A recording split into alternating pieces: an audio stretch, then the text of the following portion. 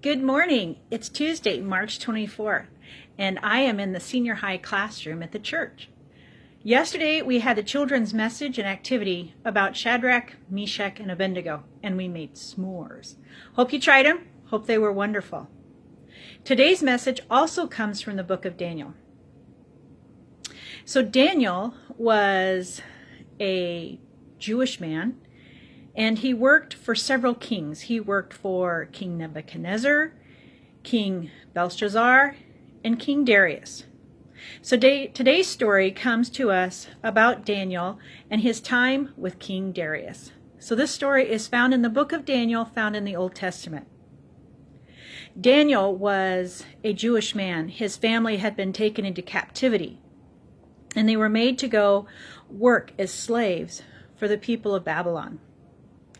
And while they were there, Daniel got to work in the king's palace because he had a very special gift. God gave him the gift of being able to interpret dreams.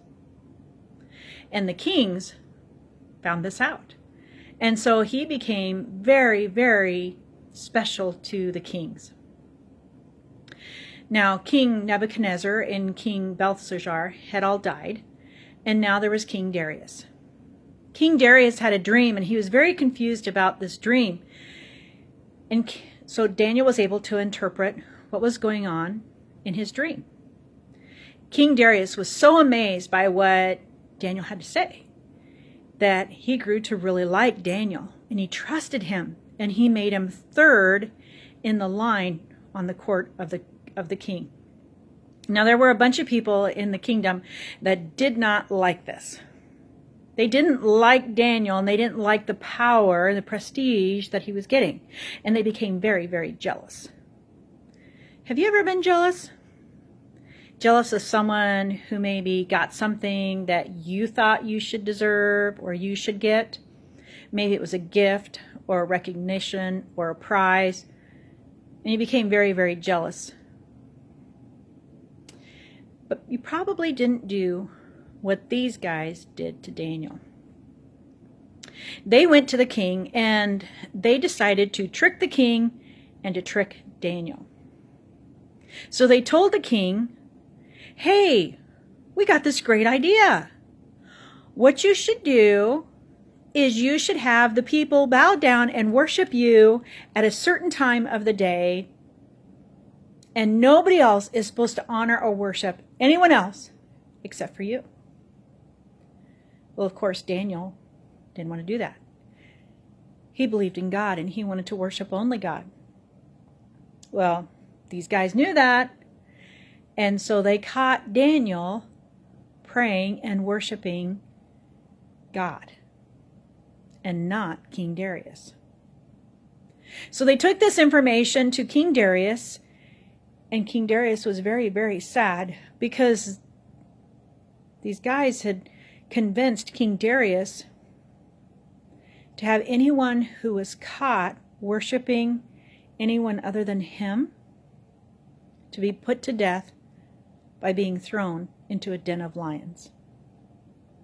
King Darius didn't want this to happen, so he tried to change it. And the men said, "You can't change this rule, King. This was your rule. You can't change it. It's set in stone."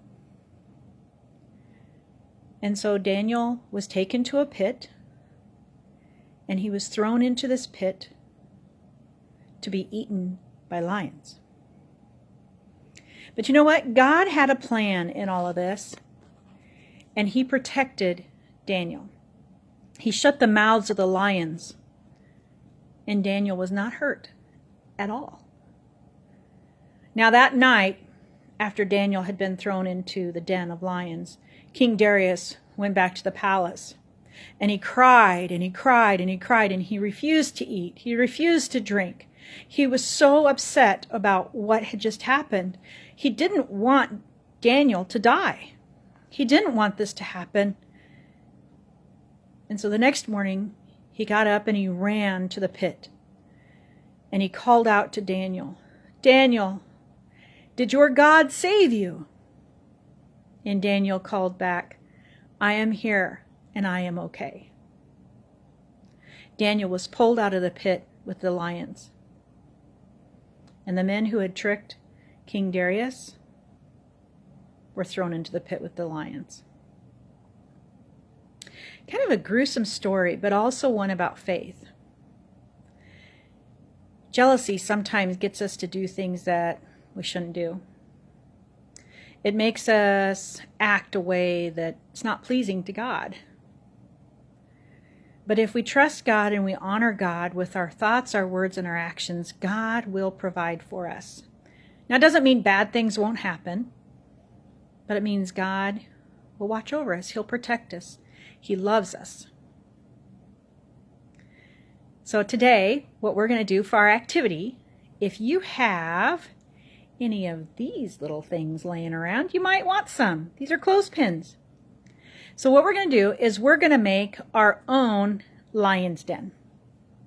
So you're going to need some blankets, some books, maybe some clothespins, and of course get mom and dad's permission. And you are going to build a fort out of blankets. Once you get your fort built, make sure you have chairs, tables. My kids love to build forts in the living room. Get it all built, and then grab your stuffed animals. Take your stuffed animals into your lion's den and tell your stuffed animals the story of Daniel. Then, I know some of you are having to do some schoolwork. Maybe you can do your schoolwork in your lion's den. Or maybe you want to take a book in there and read. Or maybe you want to take some of your toys into your lion's den and play. But remember, whatever you do, in all that you do, honor God. Have a great day, y'all. Miss you.